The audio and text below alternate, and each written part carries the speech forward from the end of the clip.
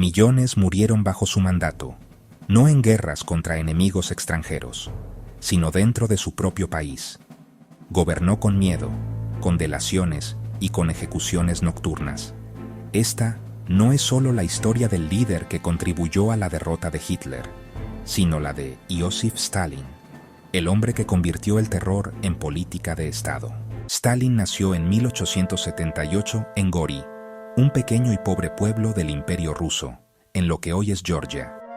Su verdadero nombre era Iósif Djugashvili.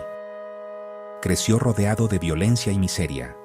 Su padre era alcohólico y golpeaba a su familia. Su madre, profundamente religiosa, soñaba con que su hijo se convirtiera en sacerdote. Desde niño fue humillado, golpeado y marginado. Aquella infancia marcó su carácter para siempre. Stalin aprendió temprano que el poder no se pide, se impone, y que la compasión puede ser vista como una debilidad. Ingresó a un seminario religioso en Tiflis, pero allí ocurrió algo que cambiaría su destino.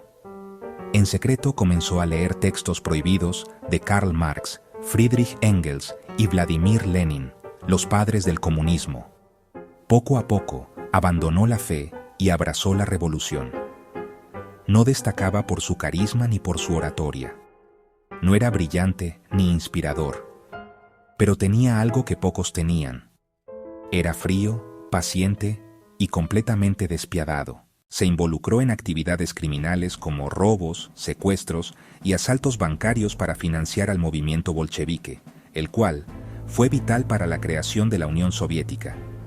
Para Stalin, el fin siempre justificaba los medios. Tras la Revolución Rusa de 1917, evento que derrumbó un imperio entero y dio origen al primer Estado comunista del mundo, Lenin tomó el poder terminando con la monarquía rusa y con el gobierno de Zar Nicolás II. Stalin no buscó ser el rostro visible del nuevo régimen.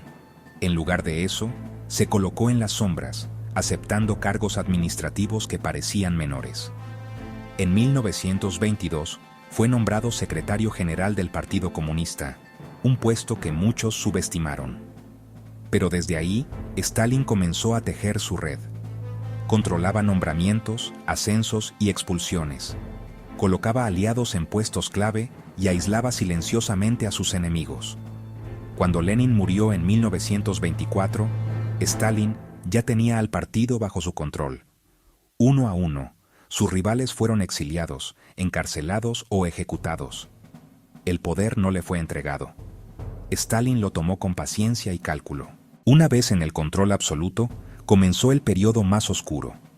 Stalin ordenó la colectivización forzada de la agricultura. Las tierras privadas fueron confiscadas y puestas bajo control del Estado. Los campesinos que se resistieron fueron etiquetados como enemigos del pueblo. El resultado fue devastador. Se confiscaron alimentos, pueblos enteros fueron deportados y se provocaron hambrunas masivas.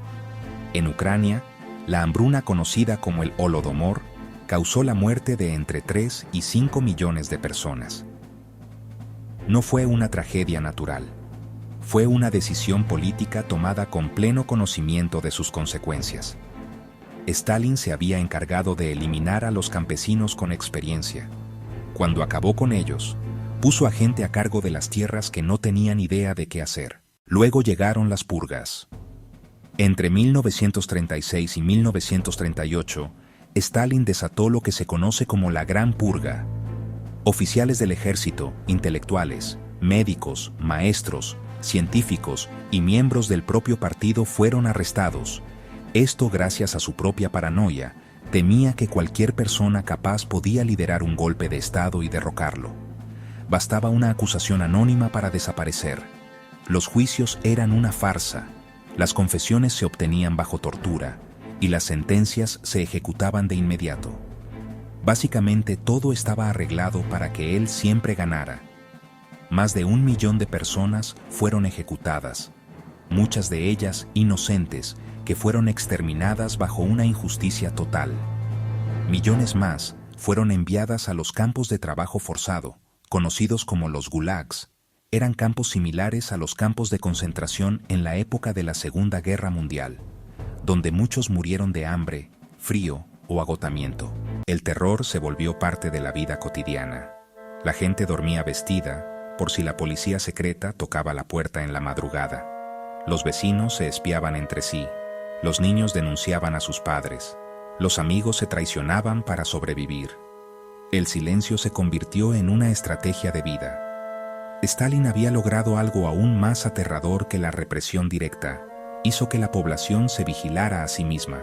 Las cifras exactas nunca se sabrán, pero los historiadores coinciden en que bajo el régimen de Stalin murieron entre 15 y 20 millones de personas, excluyendo las muertes generadas por la Segunda Guerra Mundial. No murieron en combates contra ejércitos extranjeros, sino por hambre, ejecuciones, trabajos forzados y miedo constante. Stalin no necesitaba estar presente en cada vida perdida. El sistema que creó se encargaba de ejecutar por él. El tirano murió el 5 de marzo de 1953 tras sufrir un derrame cerebral en su residencia. La ironía final fue cruel. Sus guardias tardaron en auxiliarlo porque tenían miedo de entrar a su habitación sin permiso. Temían ser acusados de traición. El hombre que había gobernado sembrando terror murió solo, indefenso y víctima del mismo miedo que había impuesto durante décadas. Tras su muerte, muchos de sus crímenes comenzaron a salir a la luz. El régimen soviético intentó distanciarse de su figura. Estatuas fueron retiradas, discursos reescritos, y su imagen fue desmontada poco a poco. Pero el daño ya estaba hecho. Stalin no gobernó con amor ni con respeto. Gobernó con miedo. No necesitó estar en todas partes porque logró algo peor: que la gente se autocensurara, se delatara y se destruyera entre sí. Su legado no son solo millones de muertos, sino una advertencia eterna de hasta dónde puede llegar el poder cuando nadie se atreve a decir que no.